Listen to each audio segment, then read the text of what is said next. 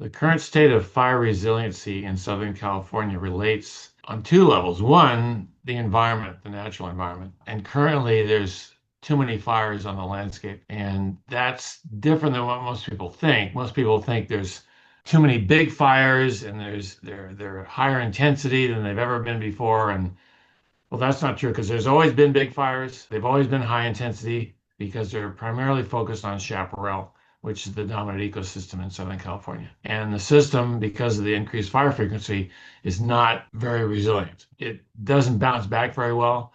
Anything more than once every 30 years, because the natural fire return interval for chaparral is anywhere from 30 to 150 years or more. So you burn chaparral and coastal sage scrub habitats any more than that, let's say once every 15 years or 10 years, the plants can't recover properly. And what you end up is getting the system filled with weeds and non-native grasses, which ironically makes the environment more flammable, not less. Then on the human environment, we just keep putting people in harm's way, and homes are not particularly resilient no matter what they try to do. There's a lot of things we can do, but for some reason, the public and agencies are very resistant.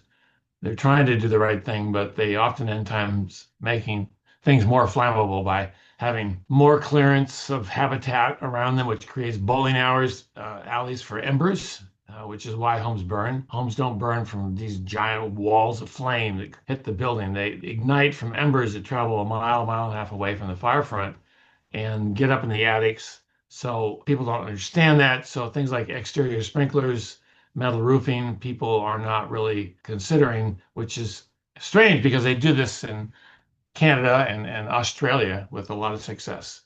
So their answer primarily, agencies wise, and the public's perception anyway, is just get rid of nature and you won't have fire. And that's sort of the way to look at it. And that's actually the very opposite of what we should be doing, because if you have proper amounts of vegetation, trees are healthy, and there's not a lot of dead wood laying around, and that actually creates a heat sink and an ember catching array to keep your house safe from wildfires. So, on those two notes, the environment and the communities themselves were not too resilient.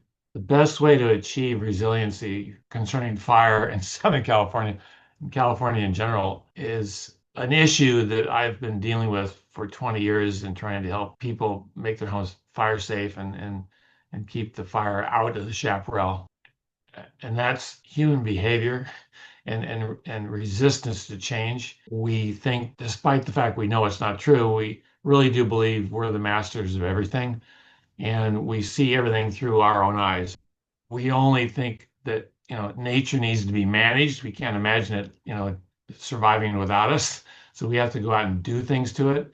Oftentimes, the best thing to do is just leave it alone, and that's difficult for people, especially if they're called land managers and they're supposed to manage something. And there's a lot of money in fire-related businesses.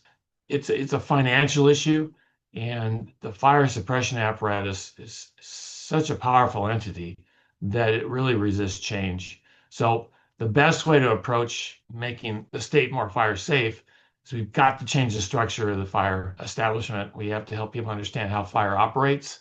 And once that happens, then we can do some effective changes. To create environments around our homes and in our communities, landscape wise, in terms of selecting the right plants, what I think is the best way to go at it is to realize plants are essential parts of habitat. And there's wildland areas throughout Los Angeles, in particular, and a lot of Southern California cities that are isolated from each other. And a lot of people have heard about wildlife corridors where they buy land and it allows the mountain lions and the bobcats go from one place to the next. But there's a missing link here that I think would be really helpful, and that's to create native habitats in people's yards and in community gardens and parks. Because then what happens is you can create a string of neighborhoods that have native habitats in their own yards that act like little stepping stones as wildlife corridors. And that would really expand the biodiversity in the region significantly. And not only that, but native plants, if they're properly maintained and properly hydrated, are less flammable than most ornamental plants. For example, a big oak tree that you may have in your yard is one of the best protectors against fire. What people don't really realize is most of the plants that burn in a community during a wildfire, they don't ignite the homes. It's the homes that ignite the plants. Because again, it's the embers that are traveling from far away. It's not generally the surrounding vegetation that ignites homes. So if you do your proper maintenance and space out your specimen plants and have some big plants that are there to help stop the embers and protect your home from those kinds of flammable objects, you're in much better shape than otherwise. So there are some plants you want to avoid. For example, palm trees, acacias. There's a lot of pampas grass. Some people think eucalyptus are really horrible, but they're actually trees that are pretty hydrated. It's not the tree itself, generally speaking, it's the litter it produces in terms of flammability. So if you keep that cleaned up and you keep your trees trimmed, they actually pretty much any tree can be a help in fire. Pine trees are a little more difficult because they create a lot of litter and they have a lot of dead material up in the canopy sometimes. But for the most part, pretty much any native plant you can have in your neighborhood and parks and in your communities, and that can create a more fire safe environment. Protecting the chaparral is important to me, and it should be important to you for one reason alone. It's representative of where we came from. And where do we come from? We came from nature. And it's within every one of us. It provides us a sense of place. When we go out there, our heart rate goes down, our blood pressure goes down, our stress hormones go down. It's an amazing health care issue, actually, not to have nature nearby. When you do have nature nearby, people are happier, there's less crime. It's quite an amazing thing. And just having green surrounding you is important. That's why they put those pictures of forests and poppies and animals in dentist's office and doctor's offices because you look at them and it makes you feel better. There's a physiological change.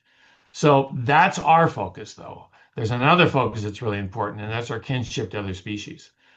Chaparral not only helps us, but it also provides a tremendous amount of habitat for some wonderful animals. And that's one of the reasons why Southern California is one of the most biodiverse regions in North America, because there's such complexity in chaparral ecosystems, which are basically, to the average person, just a monotonous cover of green shrubs.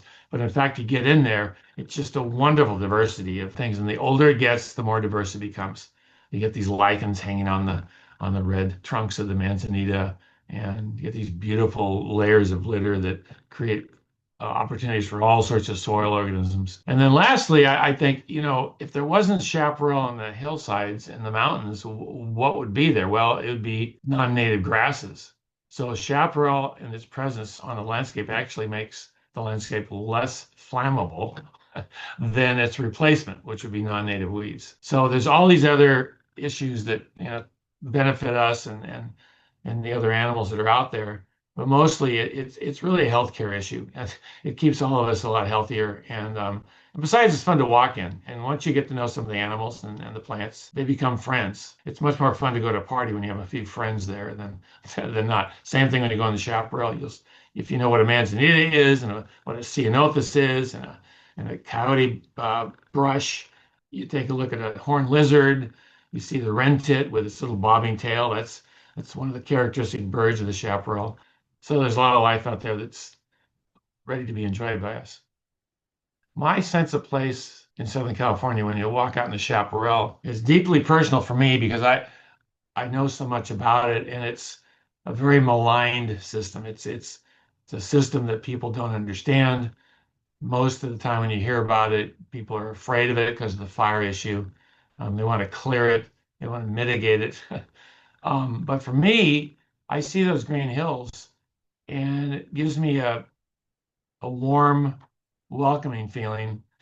And when you're familiar with your surroundings and you really understand it, your life becomes so much richer. There's so many people that are so busy in their lives and for good reason, but they don't really realize the wonder that's around them. And by getting familiar with the plants and animals, knowing a few names, knowing how the system works, all of a sudden you're driving down the freeway or you're walking in the park and there's a hillside nearby full of these shrubs. Doesn't get lost because the best way to discriminate against a thing or to lose it is not to know it's there, to minimize it, to ignore it. And once you realize, oh, that's Chaparral, it makes your life so much richer. And so that provides a sense of place for us, which is very important. Just like it is when you're at home, you have your own office, your bedroom, your kitchen, makes you feel good. Same thing will happen when you know what's out in the chaparral and you realize it isn't just a green amorphous mass of shrubbery.